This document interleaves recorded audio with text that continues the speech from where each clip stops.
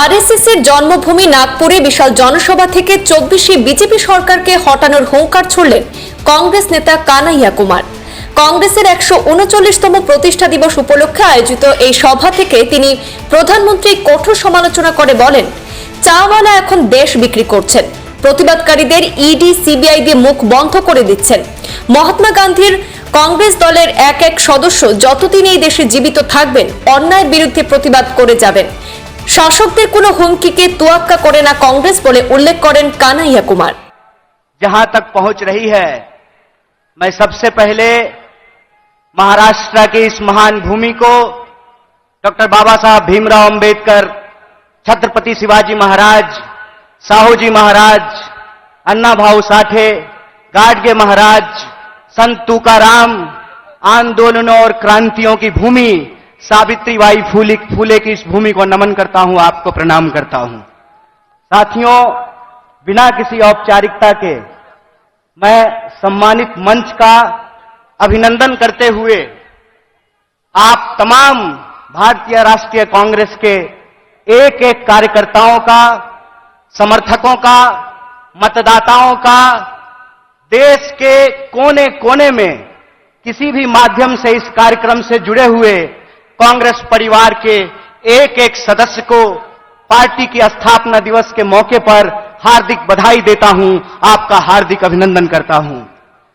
दोस्तों, ये हम सबके लिए बड़े गर्व की बात है कि देश की सबसे पहली और सबसे पुरानी राजनीतिक दल, जो एक राजनीतिक दल नहीं है, जिसने आज के भारत का नींव रखा है, उस पार्टी का हम स्थापना दिवस मना रहे हैं। यह हमारे लिए गर्व की बात है।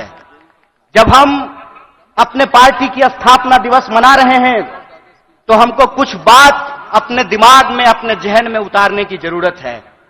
सबसे पहली बात यह है कि जब हम नागपुर में यहां मना रहे हैं तो जो लोग नागपुर को संघ भूमि बनाना चाहते हैं, उनको हम चुनौती देना चाहते हैं, जब तक कांग्रेस पार्टी जिंदा रहेगी, जब तक इस देश में एक भी कांग्रेसी कार्यकर्ता जिंदा रहेगा, अपने रक्त के आखिरी कतरे तक नागपुर को संघ भूमि नहीं, दीक्षा भूमि बना करके रखेगा। इस बात को याद रखिएगा, इस बात को याद रखिएगा कि जिस देश में हत्यारों का गाना गाया जा रहा है, उस देश में महात्मा गांधी पैदा हुए हैं।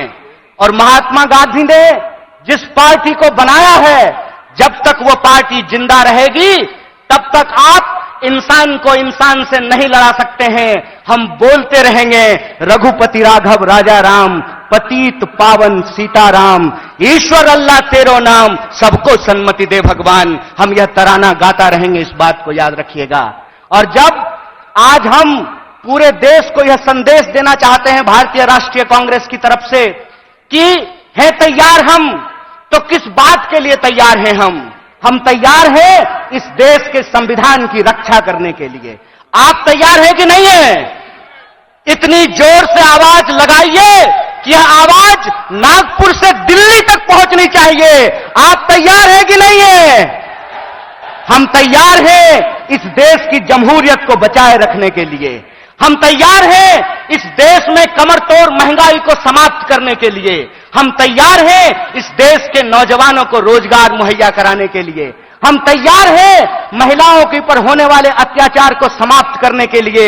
हम तैयार हैं आजाद देश में आजादी की रक्षा के लिए। हम तैयार हैं, यह हमारा संकल्प है। और जब हम इस संकल्प को दोहरा रहे हैं तो एक चुनौती भी हम लोगों को समझना पड़ेगा भाइयों। चुनौती यह है कि आप में से बहुत सारे लोगों को एक अनुभव हुआ होगा कि जब आप किसी पॉकेटमार को ट्रेन में पॉकेटमारी करते हुए पकड़ लेंगे तो पॉकेटमार इतना चालाक होता है कि वही जोर से चोर चोर चिल्लाना शुरू कर देता है। बोलिए, होता है कि नहीं होता है? आज हमारे साथ इस देश की सबसे पुरानी पार्टी, इस देश को आजादी दिलाने वाली पार्टी, महात्मा गांधी की पार्टी, पंडित जवाहरलाल नेहरू, सुभाष चंद्र बोस, मौलाना अबुल कलाम आजाद, सरदार वल्लभ भाई पटेल, एनी बेसेंट, सरोजिनी नायडू की पार्टी के साथ भी यही हो रहा है कि हमने चोर को चोरी करते हुए फिर से पकड़ लिया है। हमने इनको अंग्रेजों के साथ चाय पर चर्चा करते हुए देखा था, तो जो चाय बेचने की बात करते थे, हमने उनको देश बेचते हुए रंगे हाथ पकड़ लिया है। और जब हमने उनको देश को रंगे हाथ बेचते हुए पकड़ लिया है, तो पॉकेटमार को जब पकड़ लीजिएगा तो वो चोर चोर चिल्लाने लगेगा। वो कहते हैं कि कांग्रेस इस देश में भ्रष्टाचार लेकर के आई। एक सवाल हम पूछना चाहते हैं, आज आप कांग्रेस के नेताओं के घर पे ईडी भेजते हैं। परसों जया शाह के पिताजी से वही कांग्रेस का नेता अगर फोन पे सेटिंग कर ले, तो वो ईडी जो है अपना रास्ता कैसे भूल जाती है, वो पता कैसे भूल जाती है। इसका मतलब यह है कि जो पार्टी देश की पार्टी है, उस पार्टी को देश के आम लोगों के नजर में बदनाम किया गया है।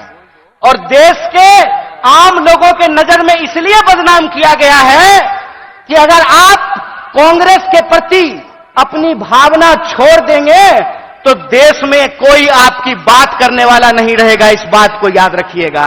इसीलिए इस मंच से मैं आप तमाम लोगों से एक बात की अपील करना चाहता हूं कि हे कांग्रेस के कार्यकर्ताओं, जब आप चाय की दुकान पर बैठते हैं, जब आप ट्रेन से यात्रा करते हैं, जब आप बसों में चलते हैं, जब आप खेतों में चर्चा करते हैं, दफ्तरों में चर्चा करते हैं, तो एक बात को याद रखिएगा, एक बात को याद रखिएगा कि सामने वाला जब आपको जलील करता है ना, तो वो आपको जलील करने से पहले अपने मां बाप को जलील कर रहा होता है, अपने पूर्वजों को जलील कर रहा होता है। क्योंकि कांग्रेस पार्टी इस देश का इतिहास है, वर्तमान है, और इस देश की आम आवाम का भविष्य है। यह बात हमको समझना पड़ेगा।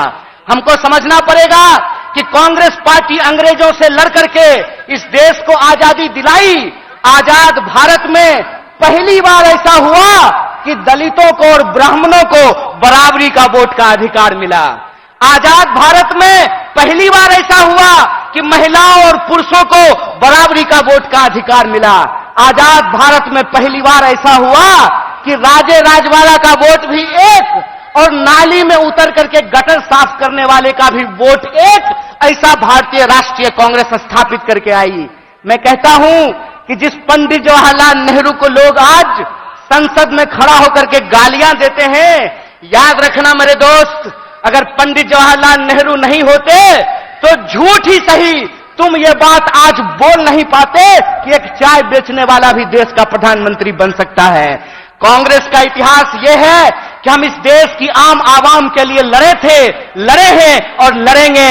इसीलिए माननीय मल्लिकार्जुन खड़गे साहब अपने 50 साल के राजनीतिक इतिहास में एक कांग्रेस के आम कार्यकर्ता से भारतीय राष्ट्रीय कांग्रेस के राष्ट्रीय अध्यक्ष बने हैं। यह है कांग्रेस पार्टी का लोकतांत्रिक इतिहास, यह है इस देश का इतिहास। इसीलिए आप तमाम कार्यकर्ताओं से मैं अपील करना चाहता हूं कि आज जो देश की हालत है, जिस तरीके से किसान आत्महत्या कर रहे हैं, जिस तरीके से हर घंटे नौजवान आत्महत्या कर रहा है, इसीलिए हमको इस संकल्प के साथ चलना पड़ेगा कि ये हमारी कांग्रेस है, हम सब की कांग्रेस है, यह हमारा देश है, हम सब का देश है, और इसको बचाने के लिए अपने शरीर के आखिरी खून के बूंद तक हमको संघर्ष करना पड़ेगा।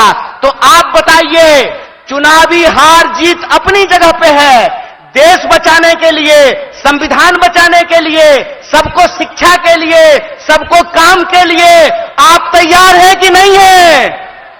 अगर आप तैयार हैं तो आखिरी बात बोल करके मैं अपनी बात को खत्म करूंगा।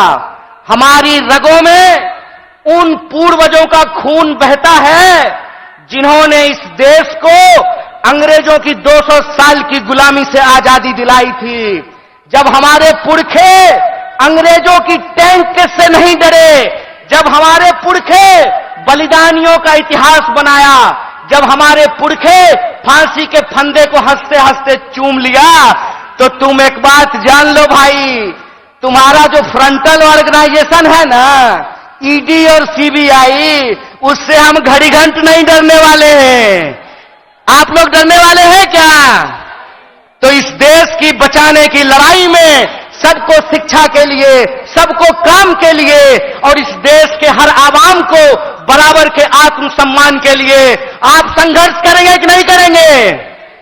अगर हम पूरी तरह से संघर्ष करेंगे तो आखिरी अपील के साथ, आखिरी बात के साथ अपनी बात खत्म करता हूं कि कहते हैं कि कैसे आकाश में सुराख नहीं हो सकता, एक पत्थर तो तबीयत से उछालो यारो। अगर कांग्रेस का एक एक कार्यकर्ता आज भी गांधी को अपने दिलों में बसा करके सड़कों पे निकल जाए तो इनको हम सिर्फ हराएंगे नहीं बल्कि एक नए भारत के सपने का निर्माण करेंगे। इन्हीं शब्दों के साथ एक बार पुनः अपने पूरे नेतृत्व को धन्यवाद अदा करते हुए और हमारे नेता मुकुल जी को धन्यवाद अदा करते हुए आप सबका धन्यवाद अदा करते हुए अपनी बात को खत्म करूंगा। शुक्रिया। इनकलाब जिंदाबाद। जय हिंद, जय भारत, जय कांग्रेस।